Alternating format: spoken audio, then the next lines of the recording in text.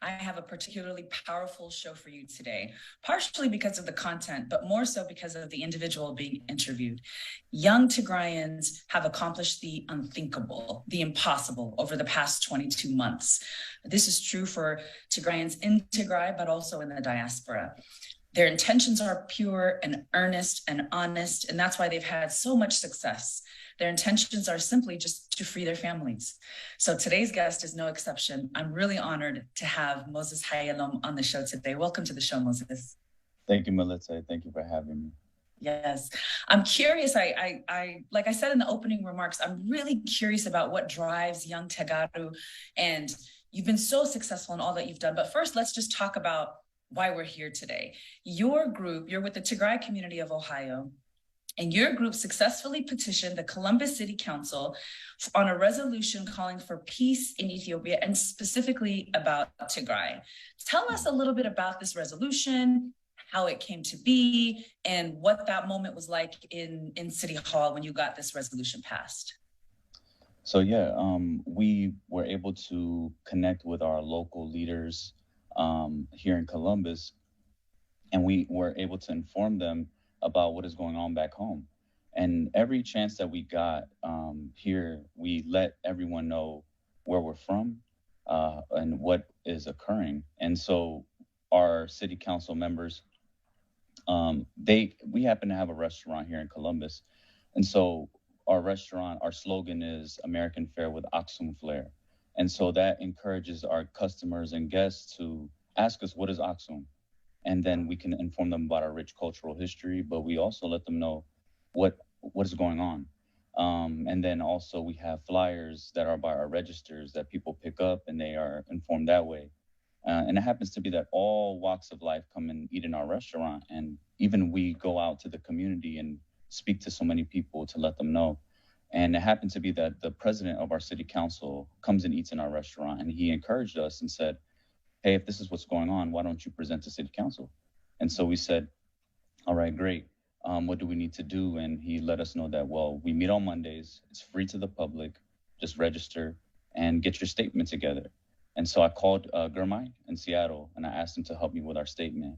And we decided that our messaging strategy would be peace, stability, passing these bills, and for us to advocate for refugee resettlement and to get in touch with international humanitarian aid organizations to bring forward more awareness.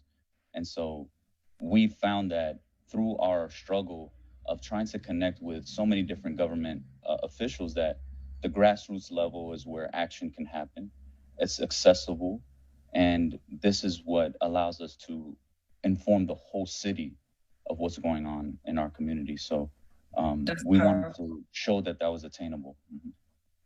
That's powerful. You know, sometimes you feel like you're in these moments and they seem insignificant, but you have no idea what a conversation will lead to or what a certain interaction will lead to. I just want to repeat your slogan. It's American Fare with Aksum Flair. I really like that. So it's an American, what's the name of your restaurant, and what kind of food do you sell? Our restaurant is called Flavor 91 Bistro, and we serve all natural grass-fed burgers and sandwiches. We source locally from Ohio farms. We have vegan and vegetarian options. We make everything in-house from scratch.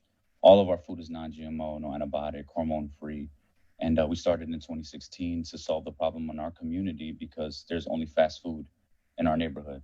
No local options, no vegan and vegetarian options is unheard of. And so by us stepping forward and doing that in our community, our reputation has grown, and we've made a lot of great relationships throughout the years. And now it's come to fruition for us to use it to advocate for what's going on back home. So it's come hand in hand. So we thank God for that. Yeah. I love that. I love that. Something as simple as just having a flyer by the register. You know, some people feel like you shouldn't mix politics and business. Have you heard that before? People said that before. What's your opinion about mixing politics and business? I'll tell you what Dr. Henoch told us, and he said that business is the backbone of politics. There would be no government officials or elected officials who have credibility if it wasn't for the businesses that actually do the work and the change in the communities that they rely on to get them in those positions. And so it goes hand in hand in a lot of ways. It's important to protect yourself and to be aware and do your due diligence. But when you're doing the work in your community, it's undisputed. And politicians, public servants, those folks, they want to be in alignment with you.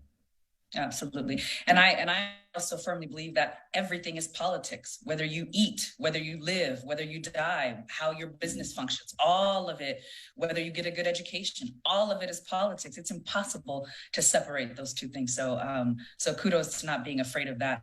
I want you to talk about the significance of the resolution, because it's one thing to go before your city council and just say, here's what's happening in my hometown or in my, where I'm from in the world, where my parents were born. By the way, where were you born? Were you born here? Yeah, I'm first generation born here in Okay. Virginia. All right. So you're talking about your elders. You're talking about where your mother was born, where your grandparents were. I want to talk about how the resolution came to be, and also one thing I'm really impressed about. We'll talk about this just a little bit later, but I just want to read some of what's in this resolution. So I'm on, somewhere down toward the end of the resolution, but it says, whereas the city of Columbus supports the passage of HR 6600, the Ethiopian Stabilization, Peace and Democracy Act, and S 3199, the Ethiopian Peace and Stabilization Act of 2022, two bipartisan bills introduced in the House of Representatives and Senate that seek to bring about a peaceful resolution and to the conflict in Ethiopia. And it goes on to talk about more about the hopes of the city council for peace in the Horn and specifically in Ethiopia and specifically in Tigrai. So tell me about why this resolution is significant to you, and also how you got to that point, because you went from just addressing your city council to a resolution. Mm-hmm. So firstly, what people need to understand is that your city council has a lot of power and influence. For example, here in Columbus, they've set aside hundreds of thousands of dollars for Ukrainian refugees. In 2021, they invited and welcomed 400 Afghani refugees as they were escaping Afghanistan, and did a year's worth of free residential assistance. So they lived here for free for 12 months to help them get on their feet and to assimilate them into Columbus. So when we realize how influential our city council can be on an international level, how it affects us locally, and their goals, which is to bring 1,600 more refugees into Columbus in the next year, I realized that these are the right people that we need to be speaking with and pushing for that resolution. And that was one of the things that they told us they could do for us. And they said, hey, if you put your foot forward, if you do the right advocacy, and if you present and you follow through, then we can do the same for you. And so we thought to ourselves, okay, that's a no-brainer. Let's get this going. And also on top of it, we recognize that our city council is well connected. Your city council is too, wherever you are. And you never know who they know. And the reason why this was a very strategic move on our part was because when you work on the local level, that is actually the first link in the chain of command. And so the chain of command goes to the state level, to the city, county, state, and then the federal level. And so those individuals, those steps, that process, it allows you to open up new doors for yourself. And so I know you're going to talk about the process later on, but that was what our mindset was. And the more we informed ourselves, we realized we can really get something done here. What's smart about what you said too is you asked what they can do for you. I think sometimes we go into situations and we don't know. We have no idea what's possible. Instead of going in and thinking we have to have all the answers, you can go into these settings and say, here's my situation. How can you help me? What is possible? I think that's a really smart way to approach this. Again, and also leaning on the Tagarus in so many different communities that are doing this work, like Gurmai being in Seattle. He was a great resource. Dr. Henok, another great resource. Abai, Azana, all these different individuals who are doing the work. If we connect with them, then we can also inform ourselves, what can they do for us too? And also looking at, I did some research on Google, and I said, what has City Council done for the Ukrainian community? What have they done for Afghani community? All of this is public information. So, it's dual. You can ask them, you can look into your own resource network, and then use Google as well. Absolutely, absolutely, and not reinventing the wheel. So now you've done this successfully.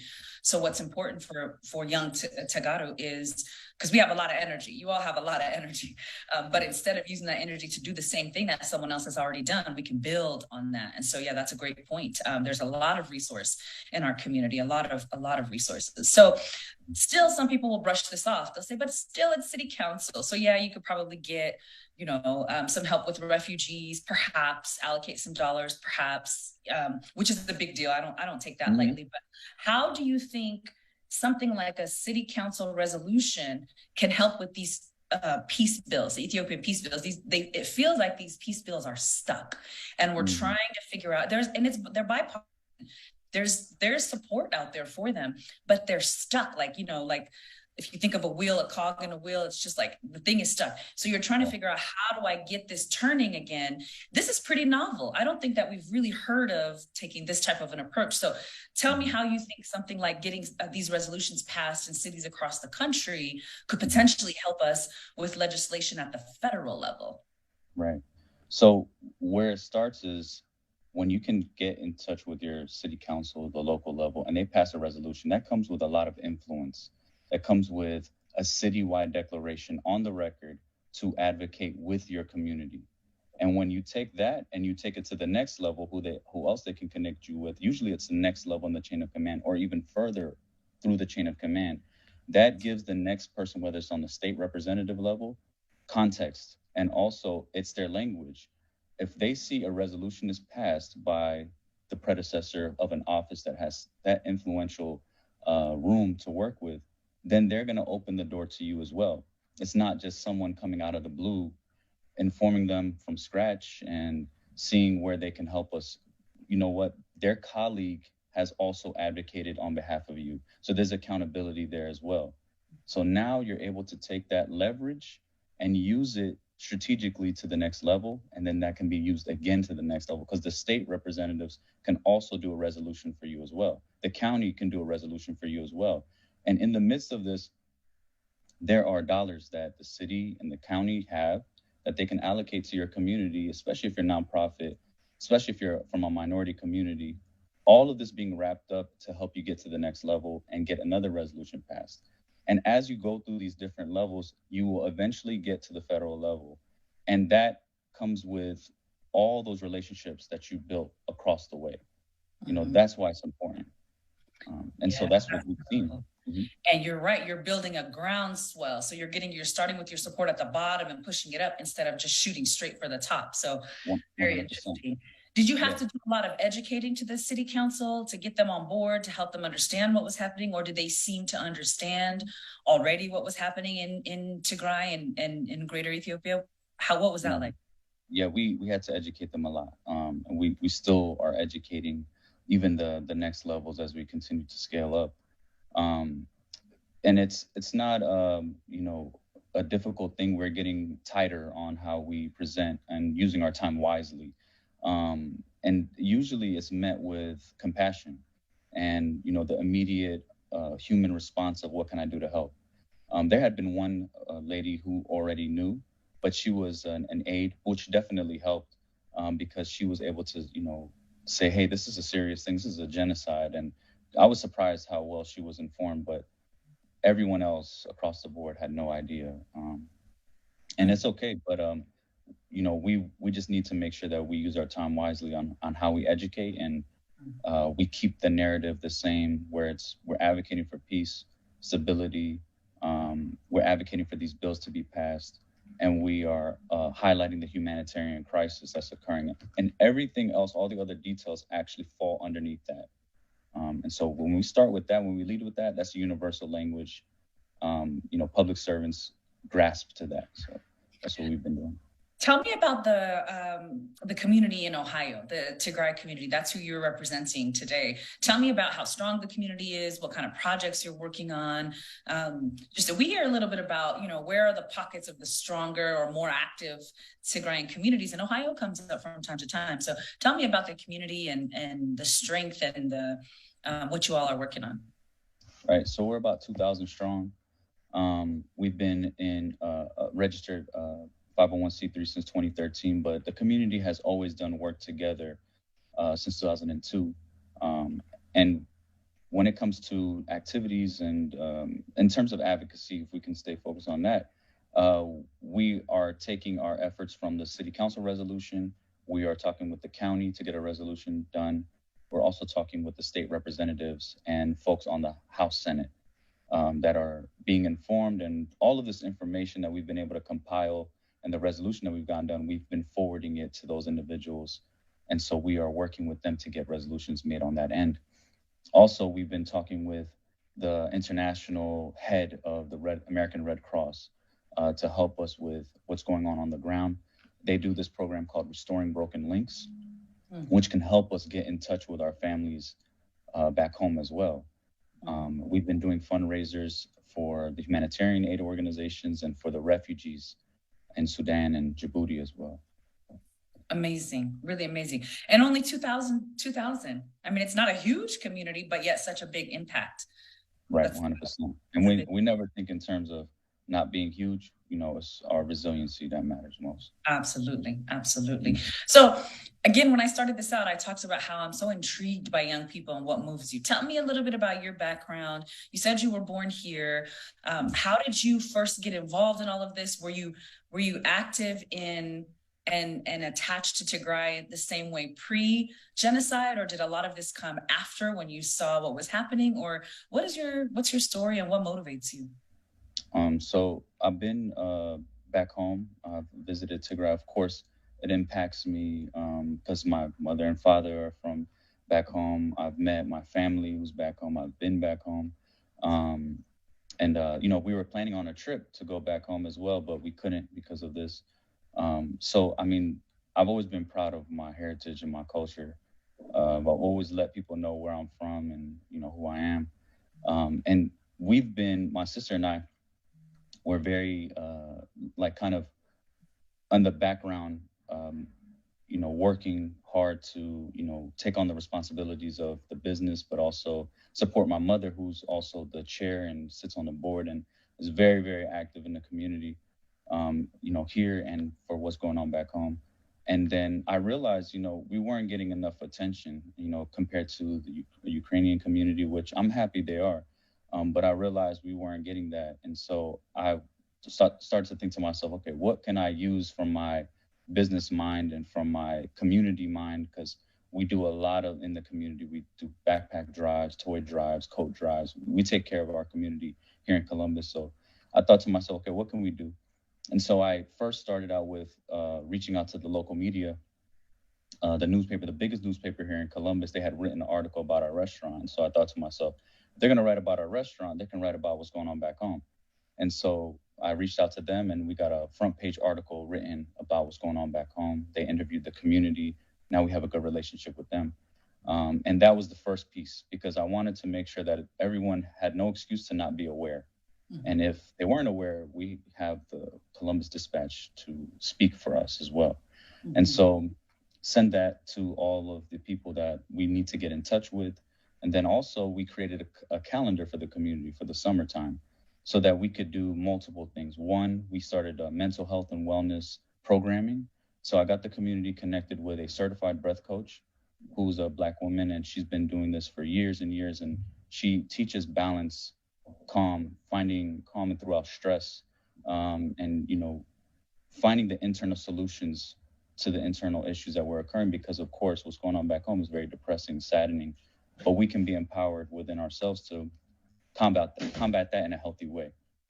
Yoga, meditation, hikes, but also all the events that are going on in Columbus for the summertime, we organize them so that we could do multiple things. One, attend them, of course, but two, pass out flyers to let people know what's going on back home, but also to see what our city can offer us at the same time. So we're trying to kill 3 birds with 1 stone minimum with our advocacy, but also bring ourselves together and then see what our city can offer. And then you never know who you're going to run into at these events. You know, you never know. And so we were able to do that as well. So those were a couple of things that we've been doing. Was there any resistance? So, you know, you said you were able to get press, you know, leveraging those relationships, which is really smart. Was there any resistance to getting the resolution passed? Did you have any issues, or were people on board when they learned about just how bad the situation is? So there was minimal resistance, and I chalk it up to political phrasing and words like that. For example, on the resolution, we had informed them about the drone strikes that have been happening, but they removed it for no reason. We gave them articles and evidence, as well as the man made famine, as well as the updated numbers of those who are in famine now, which I didn't understand why those things were removed. And I told them this is just an excuse, because famine is a political word, even though it shouldn't be, it's a fact.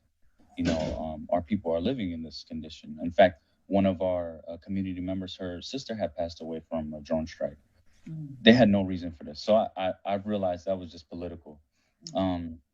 But in terms of us advocating and pushing for peace, stability, humanitarian aid, and things of that nature, and all the language in between, they were pretty much on board 100%. And they were with us, and they were compassionate, like I said. And so that was good to see. There hasn't been no backlash or anything like that. And that's because our messaging strategy. And that's because we wanted to make sure that we kept the people who are going to help us in mind at the same time. What are the threats that can occur, and how can we mitigate those threats as much as possible? And that was by our messaging. Yeah. And I think it's kind of the way it's written is really actually probably helped, because people would look silly if they try to have a conversation or try to have, say something negative about a resolution that's calling for peace. That's calling for, protection of people. And so I think the way it's written is really smart as well. So kudos to whoever helped you guys draft it and put it together. And yeah, I'm sure that some things were taken out, but it's not obvious to us. It's really well done. Do you think this can be duplicated in other cities? Do you think that's an easy thing to do? Do you think it's a difficult thing to do? Is there a blueprint for this? What are your thoughts on that? Well, it needs to be duplicated in every city across the country, because if we can mobilize our communities to advocate locally and move up that chain of command, like I was saying, that is going to create that groundswell, that foundational support, that grassroots effort, because the real change and meaningful change happens on the local levels, and that is accessible. You can go to your city council meetings. They're on Mondays. They're free.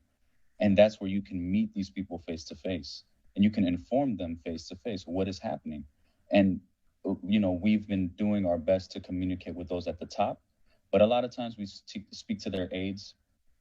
A lot of times action doesn't really take place as important as we need it to take place, as soon as we need it to take place. And this is accessible. You can go and do this. And so, for our community and all the communities throughout the country, it needs to be done. And there is a blueprint now, because we've executed this up until this point. We've actualized it and brought it to fruition. And like I said, there are so many people who helped us do this. The community here in Columbus helped a lot. Like I said, Dr. Henok, Izana, Abai, all these different individuals will come together to help you in your community to get this done. And we basically have our blueprint now as well. All of the drafts that we've written to make this resolution happen, the statement that we put together for this resolution to happen, all of these things can be shared and can be done in your community. So it just requires you to reach out, and we can help it make it happen. Absolutely. I think and this is why I love talking to young Tegaru. You make things that feel difficult and impossible so easy. And like you said, you've done it. And so now you can advise people on how to do it. And I love that you keep calling out the names of people whose shoulders you stand on, the people who helped you, put this together. I think that's really beautiful. So I'm going to give you the last words. What advice do you have for activists and in helping get something similar passed in their cities? And also, how can people get in touch with you? I think there's going to be a lot of interest, to try and make this happen in their cities. So I'm going to give you the last words, Moses. So, firstly, I just want to let everyone know that this wasn't just an individual thing that I was able to do by myself. It required a lot of help, and it required a lot of persistence. And just because you don't have a business or whatever the case is, doesn't mean this is not attainable. This can be done. And it requires you to follow up with these people so that they recognize how serious you are. a lot of these folks, they're not from Tigray. They're not from Ethiopia. They don't know anything about this. They're living their life and they're taking care of the issues that they have to worry about. And when you show up and you follow up and you really nurture this as a real relationship, then those people are going to show up for you too. And they always told us that the squeaky wheel gets the oil. And that means that you have to continuously raise your voice. You have to continuously follow up, stay on top of these individuals, that you have to reach out for help too. Don't think you have to do this on your own. There are communities across the country that are willing to help and do whatever they can to make this happen. Because the goal is clear. We want to get these bills passed so that we have the real action that is going to take place to make sure that the international community can see what's going on, and you can't dispute it. And so, like I said, the persistence, you have to follow through. You have to go and actually meet these people, go to your city council, understand how are they connected? How does this process actually occur? What can you get done? And the communities outside of Columbus are larger than ours, of course. So that even brings much more leverage to the table as well. And they want to actually engage with you. So we've asked our city council members to come to our events. Lourdes, she actually is the chair of Immigration, Refugee, and Migrant Affairs. And she came to Salasset. She came to our church. And then she celebrated with us. She shared about her family fleeing from Cuba. She broke down in tears, telling us about how much this resonates with her. And she told us, tell me anytime you have any event, Ashenda, Ikati, whatever it is, anything you're doing in the community, even if it's not a holiday, tell us, we want to be there. That's going to get you to the point where you're not only building a political relationship, you're building a real relationship with people. And so that organicness, it cannot be, it's not here today, gone tomorrow. It's a strong tie. And it's going to inspire us to be more involved in our communities and more involved in how things get done on the highest level. Absolutely. Building relationships. It goes beyond just this moment. It goes beyond just stopping the genocide. There's so much more. Thank you so much, Moses. How can people get in touch with you? What's the best way for folks and for other young people who I'm sure are going to want to do something similar? How do they get in touch with you? Is there a website? Should they call your business? What's the best way to reach you? I think that the best way is for them to reach out to TMH and for us to connect that way. That way we can vet who the right people are, Excellent. And we can make sure that we're connecting with the right people, and it'll grow our community a lot closer together as well. And I think that'll be the best way to do it. Absolutely. So if they can reach out to TMH and to the organization, then we can facilitate that. That's great. I'll share our email. I'll share my personal email as well with them.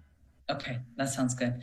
Thank you so much, Moses. Thank you for all you're doing and your energy. And I think you're onto something. I really do. I think we can duplicate this all over the country to help get to what we need, which are those Ethiopian peace bills to get passed. So thank you for your time. Thank you for your commitment. Thank you, Ohio, for being an example of what's possible if you try. And like you said, it's not about numbers, it's about the drive. So thanks so much. And hopefully we'll be talking again after these resolutions pass in dozens of cities across the country. Definitely. Thank you, Millete. Thank you, Moses.